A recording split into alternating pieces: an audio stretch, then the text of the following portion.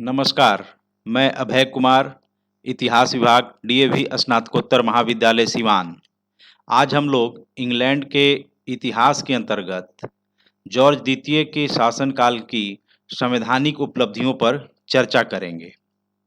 जैसा कि हम सभी जानते हैं कि 17वीं शताब्दी से ही इंग्लैंड में संवैधानिक दृष्टिकोण से राजा और संसद के बीच संप्रभुता के प्रश्न पर विवाद चल रहा था, एक संघर्ष चल रहा था। संघर्ष के महत्वपूर्ण बिंदु ये थे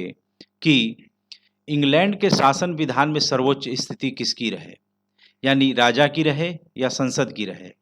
कभी भी यह संघर्ष नहीं रहा कि राजतंत्र समाप्त हो जाए या फिर संसद को पूरी तरह से खत्म कर दिया जाए, बल्कि राजा और संसद एक दूसरे पर नियंत्रण करने की लड़ाई लड़ रहे थे। और इस लड़ाई की जो धारा बह रही थी, उस धारा में संसद की भूमिका या संसद का महत्व धीरे धीरे बढ़ता चला आ रहा था। उसी में आप गणतंत्र का शासन, या जिसे हम कहते हैं रिचर्ड क्रॉमवेल के समय में कॉमनवेल्थ का शासन महत्वपूर्ण पड़ाव माना जाता है। उसी तरह से 1688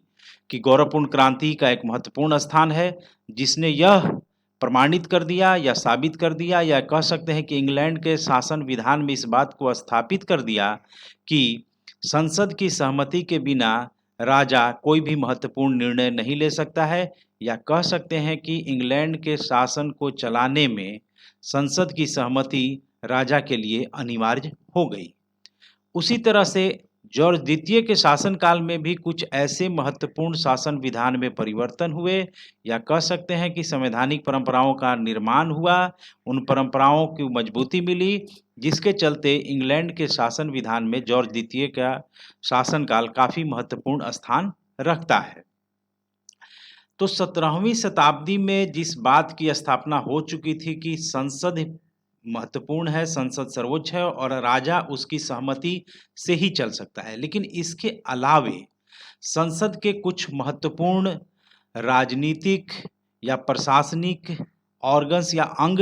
डेवलप होने थे, जिससे कि इंग्लैंड के शासन विधान को एक नई पहचान मिलनी तय थी। यह जॉर्ज द्वितीय के शासनकाल में हुआ, जैसे कि मंत्रिमंडल प्रथा का विकास, मंत्रियों के सामूहिक उत्तरदायित्व का विकास का सिद्धांत, राजनीतिक दलों का विकास, और इसके साथ ही यह भी तय हुआ कि जिस राजनीतिक दल का संसद में बहुमत है, वही शासन विधान चलाने का अधिकारी रहेगा। यद्यपि ये सारी बातें पूरी तरह से स्थापित नहीं हुई, लेकिन ये परंपराओं का निर्माण निश्चित तौर पर जॉर्ज द्वितीय के शासनकाल की महत्वपूर्ण उपलब्धि मानी जाएगी।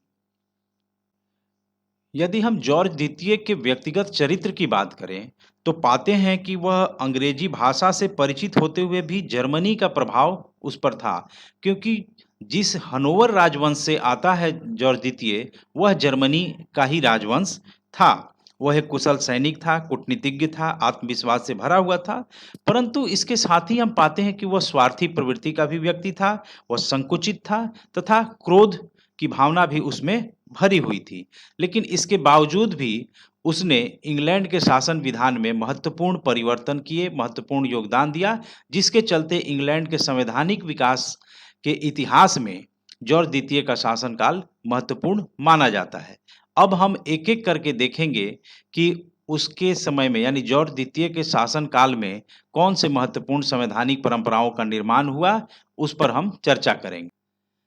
जॉर्ज द्वितीय के शासनकाल में जिस महत्वपूर्ण संवैधानिक परंपरा का निर्माण हुआ, उसमें सर्वप्रमुख स्थान रखता है मंत्रिमंडल प्रथा का विकास। मंत्रिमंडल यानी राजा को सलाह देने के लिए एक सलाहकार परिषद, विभिन्न विभागों को चलाने के लिए उसमें अलग-अलग विभागों के मंत्रियों की नियुक्ति और उनमें समन्वय स्थापित करने के लिए एक प्रधानमंत्री जैसे पद का निर्माण, इन सब चीज़ की शुरुआत जॉर्ज द्वितीय के शासनकाल में हो जाती है, और इसमें रॉबर्ट वॉलपोल की महत्वपूर्ण भूमिका रहती है, जो एक तरह से उस समय अघोषित प्रधानमंत्री की ही भूमिका में था, क्योंकि वह मंत्रिमंडल की बैठक की अध्यक्षता कर रहा था, वह मंत्रियों को कोऑर्डिनेट कर रहा था, उनमें समन्वय स्थापित कर रहा था तथा मंत्रिमंडल के निर्णयों को राजा तक पहुंचाने में उसकी महत्वपूर्ण भूमिका होती थी। यानी मंत्रिमंडल और राजा के बीच वो संवाद सेतु का भी काम कर रहा था। यानी रॉबर्ट वॉलपोल के चलते या कह सकते हैं कि रॉबर्ट वॉलपोल का इंग्लैंड के मंत्रिमंडल में महत्वपूर्ण स्थान होने से दो परंपराओं का निर्माण हो रहा है, यानी मंत्रिमंडल प्रथा का विकास हो रहा है और साथ ही प्रधानमंत्री जैसे पद की एक शुरुआत हो रही है। यद्यपि रॉबर्ट वॉलपोल ने कभी अपने को प्रधानमंत्री नहीं कहा था। इसके साथ ही मंत्रिमंडल प्रथा के विकास के साथ ही जॉर्ज द्वितीय के शासनकाल में मंत्रियों के सामूहिक उत्तरदायित्व का भी सिद्धांत स्थापित होता है। यानी मंत्रिमंडल सामूहिक रूप से संसद के प्रति उत्तरदायी है, राजा के प्रति उत्तरदायी है, लेकिन यह बात स्थापित हो गई जब 1740 के आम चुनाव में रॉबर्ट वॉलपोल का राजनीतिक दल यानी व्हिग दल अपना बहुमत खो देता है और रॉबर्ट वॉलपोल इस्तीफा दे देता है। यानी संसद का विश्वास जब तक मंत्रिमंडल में है, मंत्रिमंडल के सदस्यों पर है, तब तक ही वह कायम रह सकता है। यानी जिस राजनीतिक दल का बहुमत संसद में हो वही सरकार को चलाएगा, सरकार के निर्माण में उसकी महत्वपूर्ण भूमिका होगी। इस बात को स्थापित जॉर्ज द्वितीय के शासनकाल में ही किया जाता है और यह जॉर्ज द्वितीय के शासनकाल के संवैधानिक इतिहास के दृष्टिकोण से काफी महत्वपूर्ण स्थान रखता है। यहाँ इस संबंध में एक और बात ध्यान रखनी होगी कि जॉर्ज द्वितीय के शासनकाल में, चूंकि जॉर्ज द्वितीय को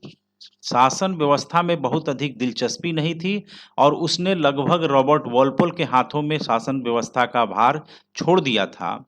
और संसद के अंतर्गत व्हिग और टोरी दल दोनों अपनी महत्वपूर्ण भूमिका में थे। रॉबर्ट वॉलपोल की खासियत यह थी कि वो महत्वपूर्ण मुद्दों पर अपने विपक्षी यानी टोरी दल के सदस्यों का भी समर्थन हासिल कर लेता था और इसके साथ ही यह भी बात थी कि अब संसद में व्हिग और टोरी दोनों अपनी अपनी भूमिका को समझ रहे थे, यानी राजनीतिक दल के तौर पर दोनों अपनी भूमिका को समझ रहे थे और इंग्लैंड के शासन विधान में शासन व्यवस्था को चलाने में अपना महत्वपूर्ण योगदान दे रहे थे। इस सब के साथ ही हम ये भी देखते हैं कि जब संसद का महत्व बढ़ रहा है और कई बार ऐसी भी घटनाएं हुई जैसे कि 1733 का आबकारी विधेयक यानी एक्साइज बिल को वापस ले लिया गया क्योंकि कॉमन सभा में इस बात पर आम सहमति नहीं बन पा रही थी, बहुमत की सहमति नहीं बन पा रही थी। यानी कहीं न कहीं इंग्लैंड के शासन विधान में अब जनमत का महत्व बढ़ता जा रहा था, जो कि इंग्लैंड के संवैधानिक विकास के दृष्टिकोण से काफ़ी महत्वपूर्ण स्थान रखता है। इसके साथ ही संसद का प्रतिनिधित्व का दायरा बढ़ना शुरू हो जाता है, यानी अब सदस्यों की जो चुनाव है वह कुछ विस्तृत सामाजिक आधार से अब आ रहे हैं, लेकिन अभी भी मजदूर वर्ग और किसान वर्ग संसद में प्रतिनिधित्व प्राप्त करने में असफल रह रहे हैं। तो इस तरह से हम पाते हैं कि जॉर्ज द्वितीय के शासनकाल में एक तरफ तो मंत्रिमंडल प्रथा का विकास होता है, प्रधानमंत्री जैसे पद की शुरुआत हो जाती है, साथ ही मंत्रियों के सामूहिक उत्तरदायित्व का सिद्धांत स्थापित होता है, संसद में जिस दल का बहुमत होगा उसी की सरकार बनेगी, यह भी बात स्थापित हो जाती है तथा राजा और मंत्रिमंडल के बीच संवाद के लिए प्रधानमंत्री जैसे पद की महत्वपूर्ण भूमिका हो जाती है। इन सब बातों के चलते जॉर्ज द्वितीय के शासनकाल को हम इंग्लैंड के संवैधानिक दृष्टिकोण से काफ़ी महत्वपूर्ण मानते हैं। धन्यवाद।